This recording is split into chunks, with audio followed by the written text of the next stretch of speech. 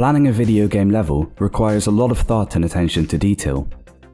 We have to consider the setting and theme, the intended pacing, what the player does and learns in this section of the game, and how it ties into the overall narrative. But before we start drawing up detailed layouts of the space or get anywhere near a game engine or 3D software, it helps getting a rough idea of which areas our level needs to feature and how they relate to one another. This is where bubble diagrams come in. Bubble diagrams are drawings that mainly consist of circles and ovals that are often used by architects in the early phases of an architectural concept. Their purpose is to give you a sense of scale, how areas connect, and how your spaces flow from one to the next. The benefit of bubble diagrams is that they are extremely fast to iterate on, as you don't have to spend your time considering things like architectural style, prop placement, exactly where enemies or interactive elements get placed, or any such detail before you experiment with the core relationship between your spaces. You can make your bubble diagram with good old pen and paper, or use any software you like, as long as it's easy to use and quick to iterate with. Let's go through an example of how we would set up a bubble diagram for an imaginary action-adventure RPG.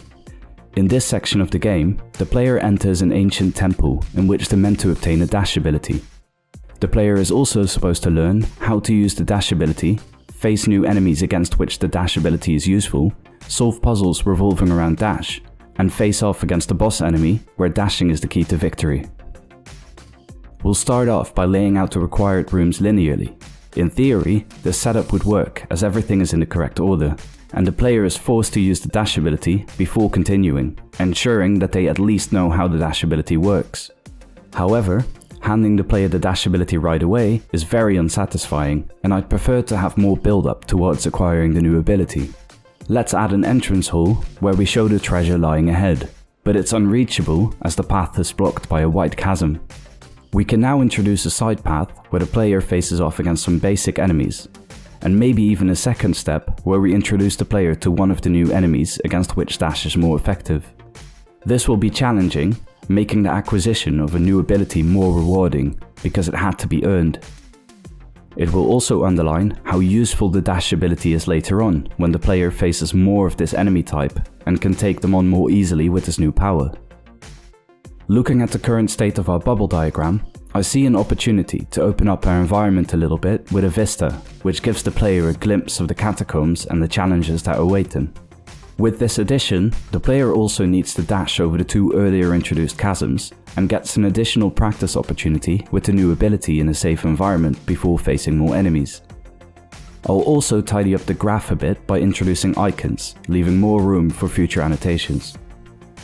There is no fixed way of representing actions or features, but I recommend standardizing any symbols and terminology within the project to avoid confusion or miscommunication down the line. I'll also add in keys and locked doors that require keys to open. We can also start identifying some basic flow issues, like how the player can backtrack from the treasure room through the side paths and not be forced to learn how to use the dash ability. I'll add in an indication of one-way gates, meaning the player can only traverse these areas in one direction and cannot return through the same path. Now we can continue fleshing out our bubble diagram and get a more clear picture of pacing, player flow, relative scale, and placement of the areas in our level. Hopefully, the simplified example gives you an idea of when and how to use bubble diagrams when designing your levels, makes it easier to move on to more detailed layouts, and enables you to improve your overall level flow and content. Thank you so much for watching, and see you in the next video.